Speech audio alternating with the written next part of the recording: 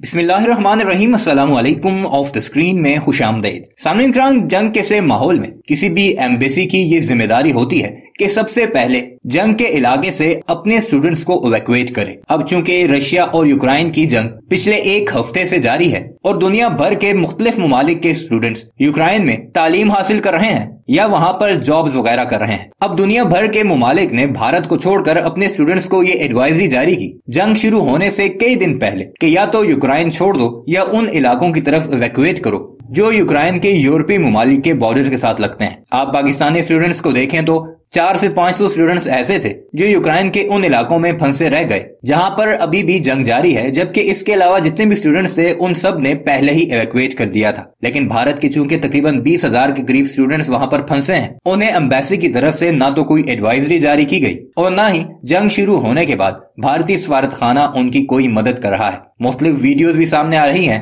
और audio calls भी leak हो रही हैं जिसमें नरेंद्र मोदी सरकार हाथ खड़े करते हुए ये कहती नजर आती है कि हमारा तो कोई मुल्क सुन ही नहीं रहा। हत्ता के यूरोपीय ममालिक के बॉर्डर्स पर अभी तक हजारों की तादाद में बेयारों मददगार भारतीय स्टूडेंट बैठे नजर आ रहे हैं और वो इलाके ऐसे हैं जिनमें टेम्परेचर -4-5 चल रहा है। अब भारत का मीडिया तो इसे कवर करने से रहा क्योंकि वो नरेंद्र मोदी ही के चमचे हैं, लेकिन अब नरेंद्र मोदी पर चलने वाली इन सारी बातों को कवर करने के लिए मैदान में आए हैं नरेंद्र मोदी के सबसे बड़े चमचे जनरल रिटायर्ड जीडी बख्शी साहब। जनरल जीडी बख्शी की आगे चलकर आपको बातें भी सुनाएंगे कि किस तरह वो अब सारा मलबा यूक्रेन में फंसे भारतीय स्टूडेंट्स पर डालते हुए कहता नजर आ रहा है कि हमारी हुकूमत ने तो पहले ही कह दिया था कि जंग हो जाएगी, तुम निकल जाओ। हालांकि हकीकत यह है कि जंग शुरू होने से पहले एक हफ्ते में सिर्फ 3 फ्लाइट्स भारतीय एयर इंडिया की चलाई गई जिनमें सिर्फ 900 स्टूडेंट्स को वापस लाया गया। अब जनरल जीडी बख्शी ये कहते नजर आ रहे हैं कि सरकार ने पहले ही एडवाइजरी जारी कर दी थी कि जितना जल्दी हो सके वहां से निकल जाओ, लेकिन कोई भी स्टूडेंट्स वहां से निकले नहीं।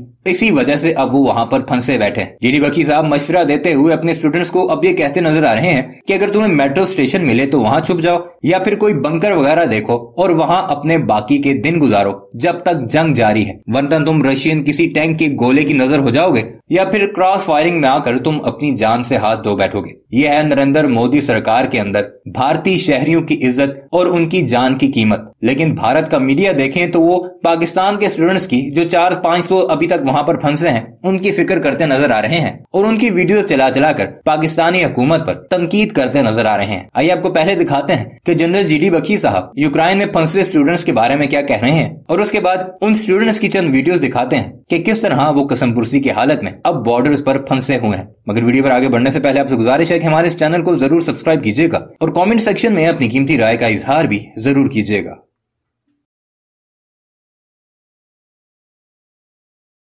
देखिए, बहुत सारी कई चैनलों में बहुत क्रिटिसिज्म हो रही है जो भारतीय इवैक्यूएशन की है।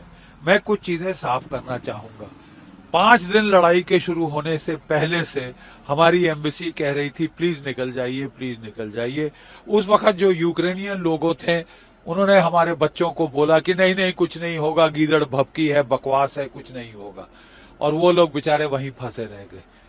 अब जो है युद्ध शुरू हो गया है। अब अगर आप सड़कों पे निकल के घूमेंगे तो एक सैनिक की हैसियत से मेरी आपको एडवाइस है कि साहब आप बहुत खतरा मोल लेंगे, क्योंकि जो रूसी जहाज हैं, हेलीकॉप्टर हैं, टैंक हैं, वो आपको नहीं पहचानते कि आप भारतीय हैं, यूक्रेनियन नहीं या कोई और नहीं, ठीक है। और लड़ाई के माहौल में वो पहले शूट करेंगे, बाद में बात करेंगे।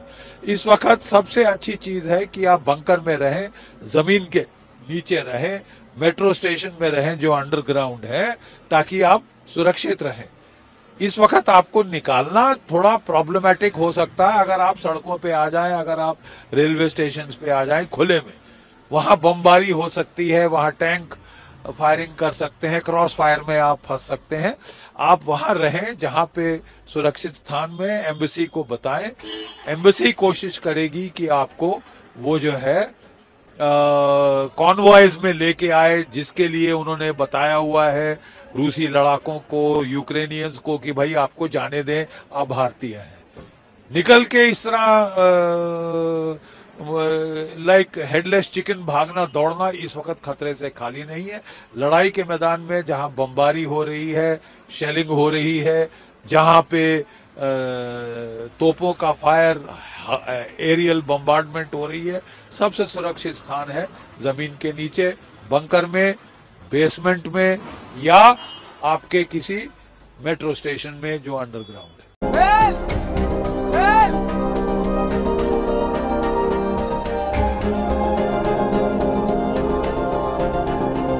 कोई ऊपर नहीं जा पा रहा, पता नहीं क्या ही इशू है यहाँ पे। यूक्रेन और पोलैंड के जो बीच में 5 किलोमीटर का गैप है, उधर एक चेक पॉइंट है, उधर हम लोग को रोका गया है और इधर हम लोग रात भर से रुके हैं। हम लोग को अभी एक न्यूज़ आई है कि पोलैंड बॉर्डर के मतलब पोलैंड बॉर्डर जो आता है वहाँ हम लोग के इंडियन एम्बेसी के एग्जीक्यूटिव्स पहुँचे और वो चाह रहे कि जो स्टूडेंट्स हैं और वो सब आए, पर यहाँ पे ऐसा सीन हो रहा है कि यहाँ से आगे पास ही नहीं होने दे रहे किसी को।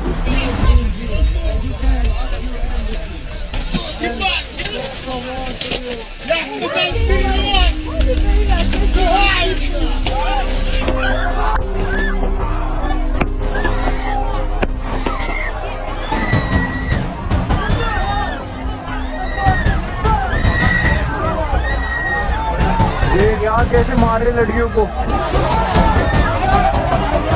हमें बोला गया था कि हम रोमानिया बॉर्डर पे हम यहाँ पे आए, तो हम कल सुबह 3 बजे से यहाँ पे पहुंचे हुए हैं और अभी शाम के 7 बज रहे हैं। और आप डिसीजन देखो तो डिसीजन क्या है, यहाँ पे बहुत ज्यादा खराब हुआ है।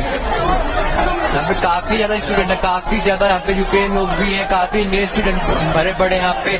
5000 स्टूडेंट है, देखो तो कितनी भीड़ लगी पड़ी है।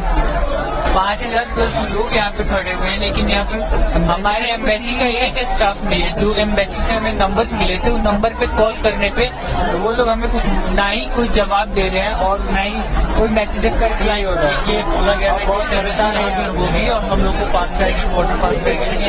कोई भी पेपर जो है यहाँ पे दिख नहीं रहा है।